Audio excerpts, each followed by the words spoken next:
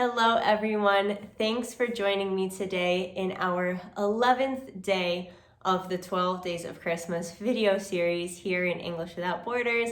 I'm Kayla, your American pronunciation, confidence, and fluency coach, here to guide you in your English language learning journey. And today what I have for you is one of my favorite videos that I have made for you so far, because here I am giving a brief insight and explanation on the stress, intonation, and rhythm patterns that we use in English. And a great way to practice these intonation patterns, I find, is with poetry, okay? And it just so happens that a really famous poem that we read on Christmas Eve today in America is the classic poem, "'Twas the Night Before Christmas." Okay, and I am going to work through this poem with you all, show you the differences in intonation and rhythm patterns, show you how I do it myself, and how you can imitate this same thing when you are speaking so that you can find those natural rhythm and intonation patterns in English. There may be vocabulary in this poem that you are not familiar with because it was written quite a while ago. You may have new words that are more advanced. That's okay. You can look them up as well and learn some new vocabulary from the poem. But the main thing I want you to focus on is the melody, the musicality of this poem, okay? That's what I really want you to focus on here. So I'm going to give you now my brief explanation of these intonation patterns that I will explain that are used in this poem. Okay, so here's a quick explanation about how we want to stress these words and finding natural rhythm when we're reading anything in English. However, it becomes much more obvious or easier to practice this rhythm, I find, when we read something like a poem, because it's easier to break up the thought groups and perhaps define which are the most important words. So I'll have some examples here that I'll show you and break it down on how we want to stress or unstress words when speaking and when reading aloud in English. So we have a difference in two types of words when we are talking about stress and intonation and rhythm. Okay, so we have content words, which are words that we want to emphasize or stress. So we may make these words a little bit longer, they may be a little higher in pitch. We're going to give them more time and more value, okay? And these would be words like main verbs, any important nouns, adjectives, and adverbs. These are really important words that are sharing a message in a sentence or a paragraph or a page in a book. Then we have function words. These words are not emphasized. They are unstressed.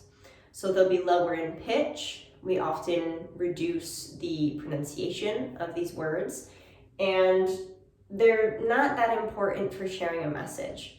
These are things that perhaps we use for grammatical purposes, right? It's something that's important to make sense grammatically, but that word in itself does not necessarily share a message or an important part of the story with the reader or with someone you're speaking to.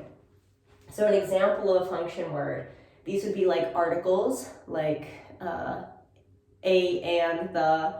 We have prepositions, so on, of, about, above. These are things that are not as important. Modal verbs, so when we use words like could, should, would, they're often things that we reduce as well.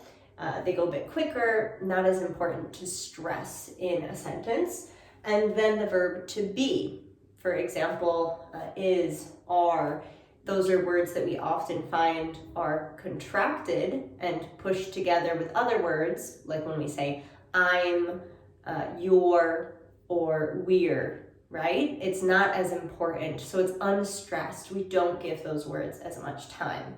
So we find that when we read something out loud or when we're just speaking in natural speech, we are implementing these same patterns, okay? So I'm going to go through the first 2 lines of the poem, "'Twas the Night Before Christmas," and I'm going to show you and break down for you which are the content words and how we want to find this natural rhythm. Then I will have you practice with me through the whole poem and see if you can mimic and find this intonation pattern and rhythm on your own. Okay, so we are going to analyze the first 2 lines of this poem, and you're going to find this rhythm or intonation pattern where we're going ba ba ba ba ba ba ba ba ba ba ba ba ba ba ba ba ba. So we reduce things and go up, reduce, go up, reduce, go up, okay? And we're going to break it down and I'll show you why exactly here. So it's the night before Christmas, when all through the house not a creature was stirring, not even a mouse. So what did you hear there? Read it out to yourself a couple of times, pause this video if you need to, and think of how you say it. What are you stressing when you read these lines? Now we'll go line by line and break it down. 'Twas the night before Christmas. 'Twas the night before Christmas. So the words here that I'm stressing are, again, those content words. So words that are nouns, main verbs, adjectives, adverbs. So here, 'twas the night.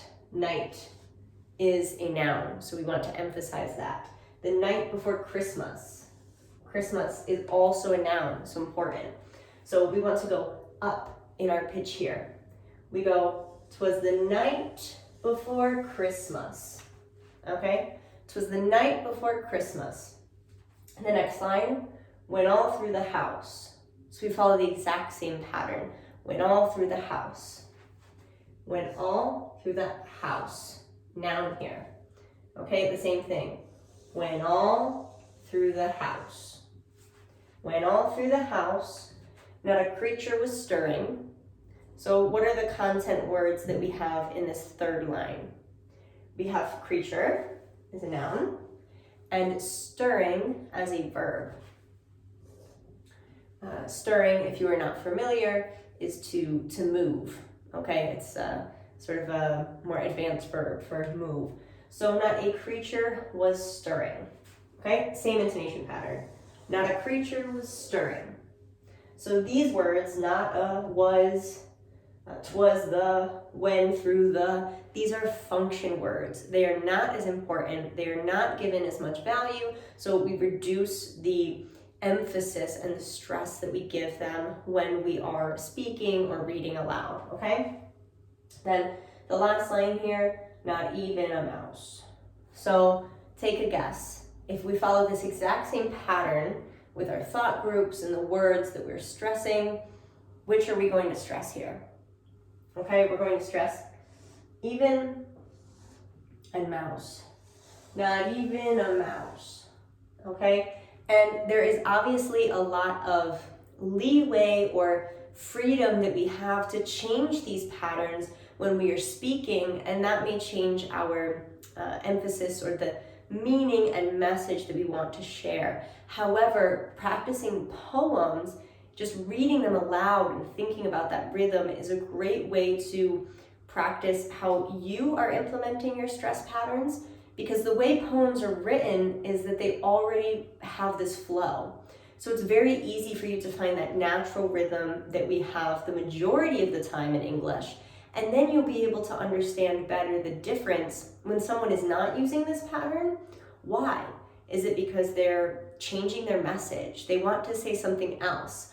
Why are they emphasizing a different part of the sentence? So these are things that will become more obvious to you the more in tune or used to the natural rhythms you are. All right, guys, I hope that was a useful explanation and that showed you a small little piece of how you can start implementing this rhythm into your natural speech. Now I'm going to read the entire poem myself, and I want you to follow along as well. Read it with me. You can even record yourself reading it first.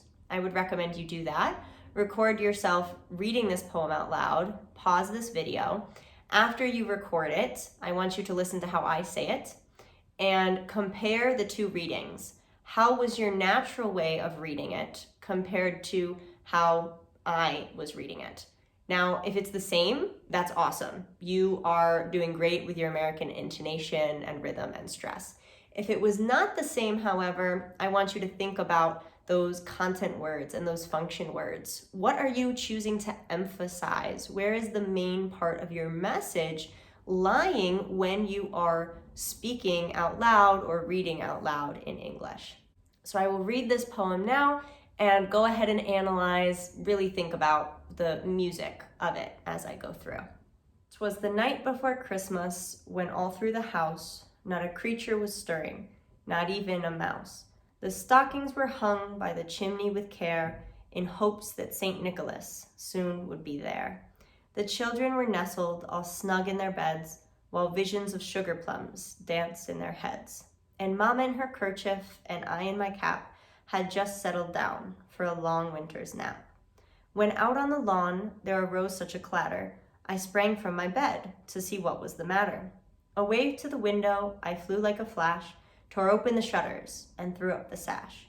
The moon on the breast of the new-fallen snow gave the luster of midday to objects below, when what to my wondering eyes should appear but a miniature sleigh and 8 tiny reindeer.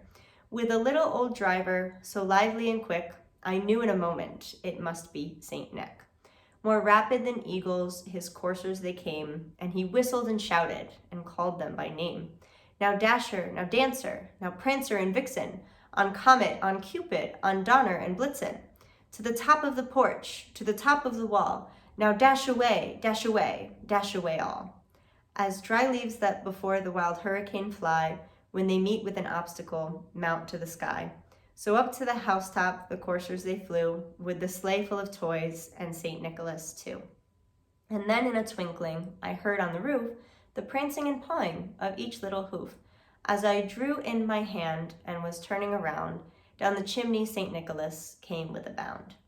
He was dressed all in fur from his head to his foot, and his clothes were all tarnished with ashes and soot. A bundle of toys he had flung on his back, and he looked like a peddler just opening his pack.